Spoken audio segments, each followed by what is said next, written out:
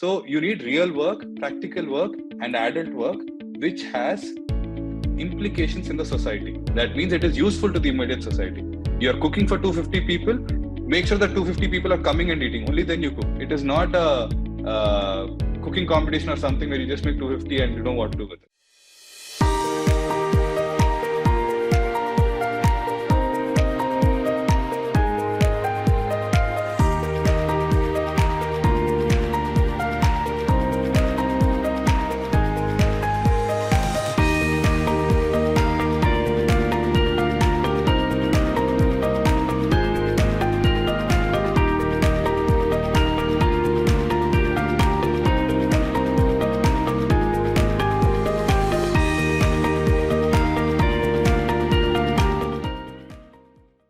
Is it same for both genders, the growth that you have suggested? The broad principles are same, ma'am. It's a human developmental thing. All the principles are the same, right? The way they achieve independence, the developmental goals, and all of them are pretty much the same. It is not based on gender at all. Nowadays, the real essence of Montessori is diluted.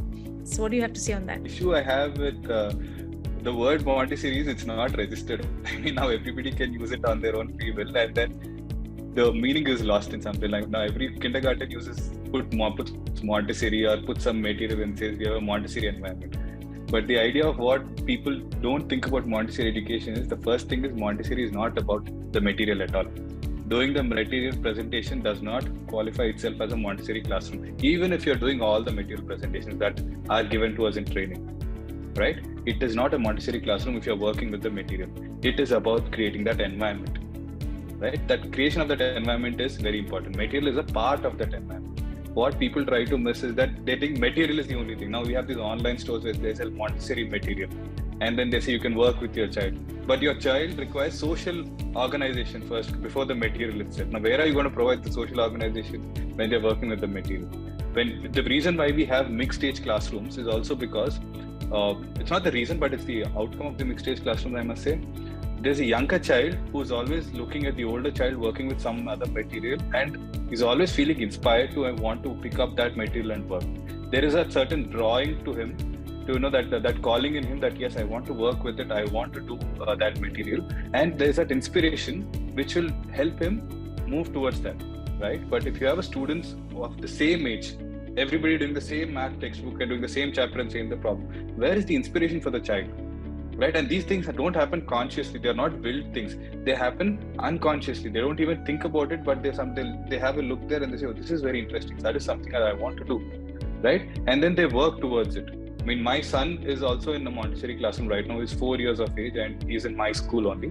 So I was talking to his teacher. I mean, I don't even open his progress report and everything. I just chat with her, once a year or something to see what he's doing. And then she was telling me one day that he wanted a presentation. And then, but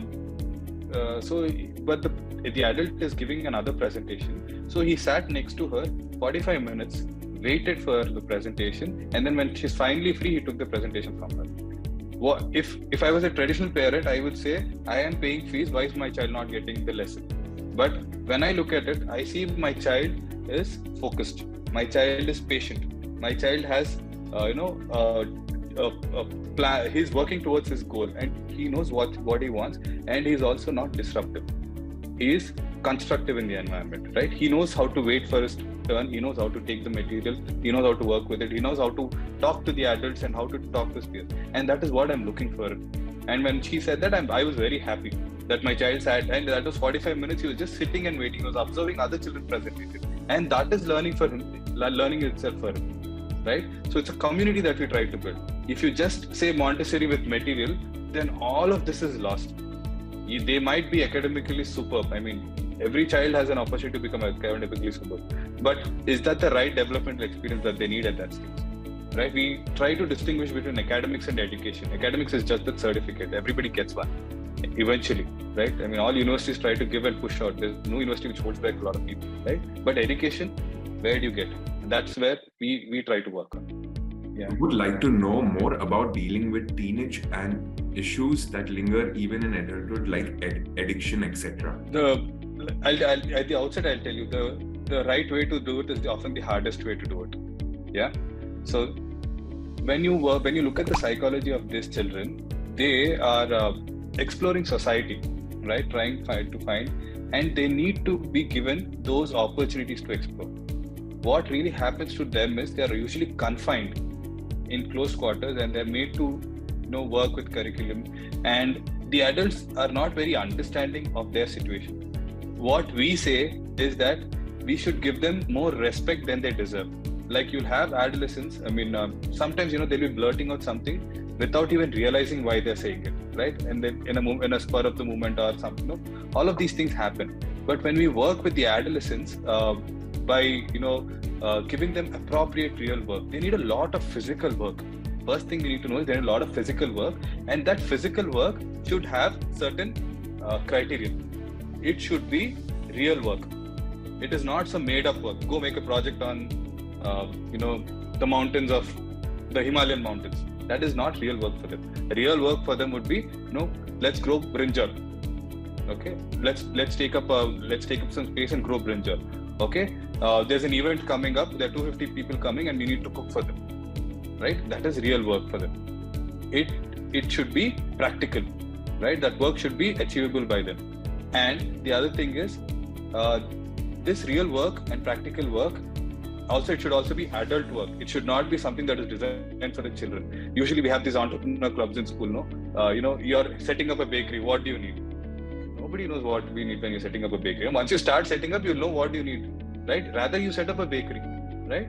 So you need real work, practical work, and adult work, which has implications in the society. That means it is useful to the immediate society. You're cooking for 250 people, make sure that 250 people are coming and eating. Only then you cook. It is not a cooking competition or something where you just make 250 and you don't know what to do with it, right? The 250 people coming in, you cook for them. So you need to find them these practical avenues. So when they are when they do a lot of practical work, their energies are drained. When their energies are drained, their distractions are reduced. The other thing is the adults which are around them. Adults need to be able to understand the adolescents. This is the time when they develop certain liking to the opposite gender, right? But with my students, we are very open about it. In fact, we have different ways where we communicate with them. And more often than not, my students come and tell me, I have a crush on this girl, or I have a crush on this boy, and then we talk about it. And then this one girl who came and told me, I have this crush with this boy from my place. I said, yes, it's a feeling. It's natural to have this feeling. But what do you want to do? Do you think you can act upon it right now? And all of those things we talk. And then she says, I don't think it's. The conclusion of that huge conversation was she felt that it was not appropriate to act upon it. And then I also said, it's a passing phase. It's not like you'll be having a crush on the same person your entire life. Things keep coming and things keep going. It has happened to me. It'll happen to you as well. And then six months later, she comes up to me and says, it's been 6 months. It's not going yet. When do you think it'll go? And I said, I can't put a timeline to it. So this is how open we are with the conversation. These are the basic of things the adolescents want to talk about. They need, and it's not just, you can't expect them to come and tell you. Just because you're parents, they won't tell you. Parents are the last people they'll tell. Please take it from me. Parents are the last people they'll tell. It's not because you're bad parents or good parents. That is not part of this equation at all. It is just that, they need other people, they need different kinds of people to explore different emotions. That is where we come in. We teachers come in, and we have a different relation. I have a very professional relationship with my students, right? It is, you might think I'm a bad person when I say I don't love my students. Yes, I don't love my students. I have a very formal professional relationship with them, and I care for them. If I start loving them like their parents do, then I will lose my objectivity, right? So we are very objective with our students, and then in this process, what happens is they know the difference between right and wrong. More often than not, I've been working with these adolescents for about 7 years now. I never had an accident of children getting into drugs, children smoking, children with alcohol issues. None of these. There are children who think about, they come and tell me, when the adults can do it, why can't we? It's a valid question. If my dad is drinking, why can't I? Right? And you need to be able to answer to that as well. And that is where we talk to them and tell them about, why there are some laws and everything that are in place. And then we talk to them about what is developmentally appropriate and all of that. And usually when you form a bond with them, they listen to you. And it's very difficult to form that bond. It's very easy to break that bond. We should also remember that. So we do that. So we are a community. We empower them. In our adolescent program, we have something called as a community meeting. So this happens every Saturday in the morning. We sit down and then we discuss what has happened last week. We talk about what are the problems, what went well, what do you want to do next week. We do not tell them next week, Matt, we're going to do this. This is what we want to do. Suppose next week, how they're going to adjust their timetable. It's not me who's going to tell them, okay, this hour you go for time to practice, this hour we do math. No. You have to tell me what you want to do. If there's an event in the school coming up and you have to take up a catering assignment. So any food that is made in the school for the students who are in kindergarten and elementary is made by these students. They sell it to the school and then they make money from the school. The school pays them. And they do a lot of things for the parents as well. So they have to plan the ingredients, they have to go get the ingredients, they have to make time to make it. Everything is there on Pragnya. And then we assist them wherever necessary. So we try to make them independent, we try to make them functional, and then we also give them a lot of practical work so that their energies are drained, they calm down, and they don't have many of these distractions. It's like it's the environment we show them. Right? If you're able to create a positive environment, then they'll bloom well. But more often than not, teachers are only interested in giving them that particular lesson in science or physics more. I mean, I wouldn't blame everybody, but that's how the system is driving them. Right? They have a curriculum that they have to finish, and it becomes very difficult when you have to, transact it in a class traditional setting. All of that comes into play, and that becomes very difficult for them. So this is how we do it. Again, it is not. That's why I said it's the hardest thing. It is not the responsibility of the parent. It is not the responsibility of the teacher. It is the responsibility of the community. We have to build a community around them that is positive and progressive.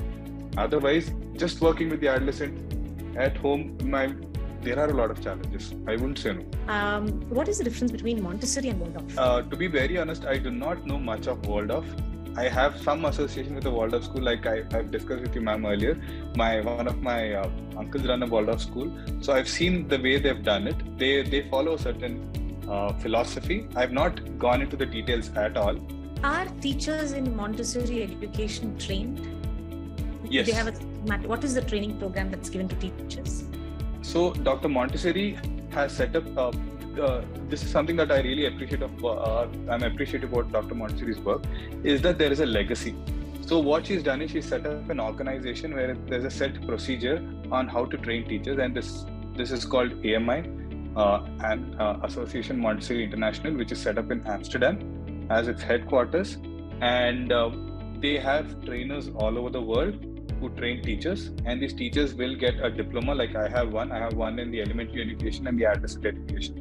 There is one in primary education and one at the infant level as well, which is birth to 3 years. So these diplomas are given out by that particular organization, and our teachers go through that training, have that diploma, and then they come and work in a Montessori classroom. So what we do in the training is we are given all the psychology, the practicum, and all of that. It's a year-long process. It's a 1 year's course. Right now we have the 3 to 6 year training and the 6 to 12 year Hyderabad. That's going on currently. 3 to 6 is in GD Metla, and 6 to 12 is in Moinabad. If anybody is interested, you can look it up, or you can also reach out to me. I can help you with that. So these trainings are very important for our teachers to be able to work in our classrooms. Otherwise, they will not be able to understand the child as Dr. Montessori sees it, or rather years of science and years of has told us. So this is there. This program is there. It's a very strong program. In fact, the program is so strong that if you want to become a teacher trainer, it's a 10-year process.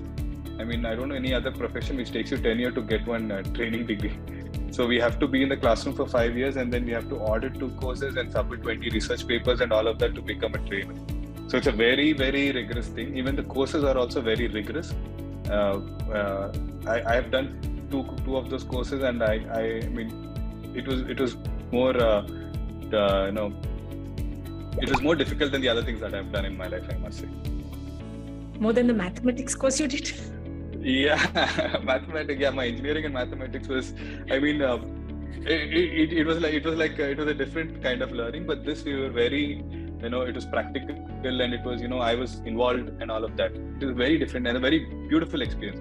I would also recommend the primary course for any, or if not the full course, the assistance course for any of the parents that are interested in the development of their child, because the psychology part comes in there, right? Assistant course is usually a 20 days program that keeps coming up throughout the year, and it's there at every level and help you understand the child at that level, and that is very useful. Does Waldorf education have training for teachers? As far as I know, they do have, but I don't know if they do it here in Hyderabad. I don't know if they are doing it by an organized. So what I know is usually the trained teachers who pass on their experience, and that happens. I think there's an organization also which formalizes it. But as far as I know, because I've been to a couple of Waldorf trainings where the teachers have done it for us. So just to see, they have something called eurythmy where movement and sound come into play and then they work together. So I was in one of those sessions where one of the teachers has done it, and it was a very new experience for us and for me, and I've seen it. But they have some kind of trainings and all of that going on. But I don't know how the structure is and how it is formalized.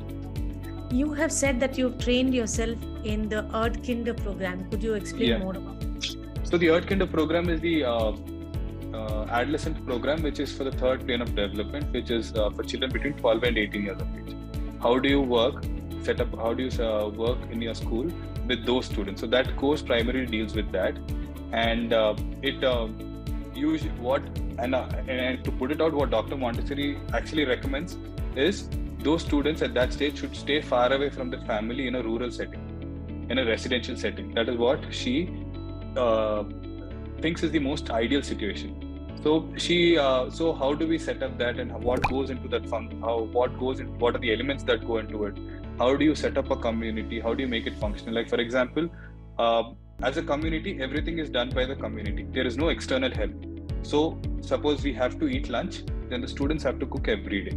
There is no exception that, today we won't cook, the cook will cook for us. That doesn't happen. So what we have is every day students take turns and they cook. So in our school, they make about 40 plates every day.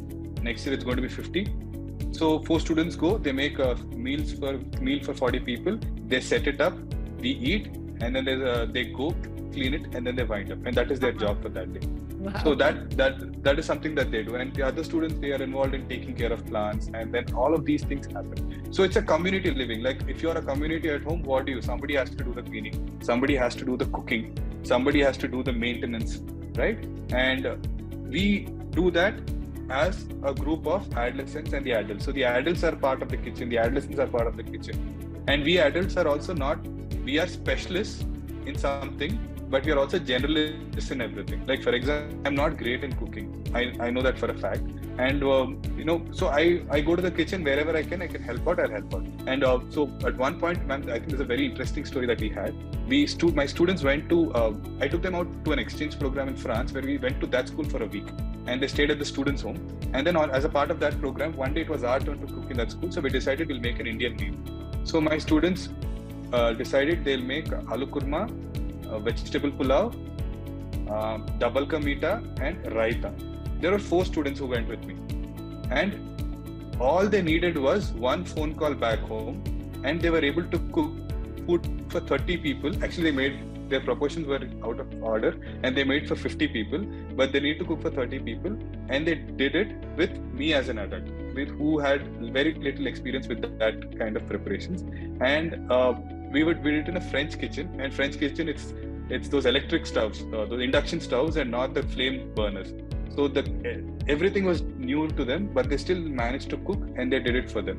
So that they have become, independent in cooking. And one of those students actually wrote to me back later, and she said, because we've done cooking in school, when my family was affected by COVID, I was the one who was able to cook and take care of them for a week. Otherwise, it would have been very difficult for us. So these are the things, we are making them members of the society. And when they do all of these, a lot of distractions tend not to come into their lives, because they know what they are going through, a certain rigor in their life. It's not that they're left free. There's a lot of work that, you've come that day and you visited us for a brief period of time, and you've seen how, every day, everybody does everything, and then they are always active, they're always packed. And then what happens is then the distractions and all go down. So how do you run all of this setting? What are the elements that go into this? What is the psychology? All of that goes into the Erdkinder training. Okay, so what happened was I had visited your school, and these kids were probably in their high school. Yeah, 7th, 8th graders. Yes, they were doing a presentation on hydroponics, if I'm not wrong. Yeah, hydroponics. Yeah. And my God, the child actually took the soil, tested the soil quality. I love gardening, but I wouldn't know how to test the soil quality. And if I knew whether there was a nitrate deficiency or something else, I would have put that. The child knew about it, and each of the child in the team did a presentation on a different aspect of the growth of that particular product and how they even sold it, if I'm not wrong. It was, and they had such in-depth knowledge on the subject. So imagine a child every week is doing a project like this over the 5 years of their higher school. Can you imagine how much knowledge they're picking up, number one? Number two, even when they grow up, they know how to acquire knowledge. In this time of technology, when we are still sitting with our old methods of studies where we want them to learn by rote, here is a methodology Montessori, which is giving the children to decide what they are interested about, to explore, opportunity to explore what they're interested about, and how to explore, and to what depth they go in their exploration is amazing. I was very impressed with the set of students. Yeah, they've done a very thorough job in that, and they were really proud of what they've done. And I was very happy that you came in at that time, because that is the fruition of their month's effort and what they've done. And it's not actually 1 month; it's the 1 month of consolidation, but it's a year's work that has come. And I'm glad you liked it. What is the reaction of parents who want to enroll in kinder? Are they worried about the board certification? Yeah, so this is another thing that, generally in this society, we are very worried about, the 10th exam and the certificate and all of that. So before I tell you what my certification is and everything in our school, I'll tell you this: do not worry about the boards. 10th examination is just a step to get into 11th. After that, we use it as an ID proof. Your 10th certificate becomes more of an ID proof. It doesn't dictate your life. But what it also does is, it tells you what the society expects from you. And that is how I take it. Okay, so the society expects you to learn this, this and this, and appear for an exam. And each exam has its way of writing. You write an SSC exam very different from an IIT exam, right? They have different ways of it. And it's developing the skill of writing that exam. If you go with the skill of writing an IIT exam to an MCET exam, you will definitely fail, because you need a different kind of a skill there. So you need two things. You need knowledge and skill. Knowledge, definitely they will pick up. Skill is something that can be trained. So when we work with our students, we give them that skill of how do you write and how to answer this particular paper, because that is this society expect you to answer it in certain way. Now, whether is it right or whether is it wrong is not the question here, right? This is the expectation. We have to meet these so that we are also a part of the society. Again, we have to be a part of the society. We cannot be these people, I know this is right. Even though I'm right or wrong, that's a different story. The society requires you to do this. At some stage, you have to do that. But where do we do that also is important. We don't do examinations in our school. At least until 7th grade, we don't do examinations. From then on, we start a few so that they get used to that skill. We never talk to them about you got the first rank, you got the second rank. All of this is not there in our school. Nobody gets ranks. We talk about, okay, this is how you've written. Maybe this is how you can do better. And then you can improve your score and all of that. So that's how it happens. And we are affiliated to the Cambridge board. We do the IGCSE examinations. We do that because when we had a conversation with the Cambridge representatives, we told them very clearly, we are a Montessori school. We don't want to be a Cambridge school, because, if you've had any experience with international schools, it's about getting that recognition and showing off that infrastructure and everything and running it like a unit, right? But for us, we are more like a Montessori school, but our children have to write 10, and we know that Cambridge has minimal intervention in whatever we are doing. So we just have to do 10th in your thing, and we are okay with that. And they were more than happy, and we actually got our affiliation done in record time, I must say. They were very happy with what they're doing, and the person also had some kind of Montessori education influence in his life. He's seen many in his life, and then he has assisted us, he supported us. We are not a huge school, we are a very small school. But if you see Cambridge school, they are this spawning in many acres and all of that, right? But we are not that. But we are still a Cambridge school, and they have they have voluntarily recognized us, and we write their examinations now. So that process has become easier for us.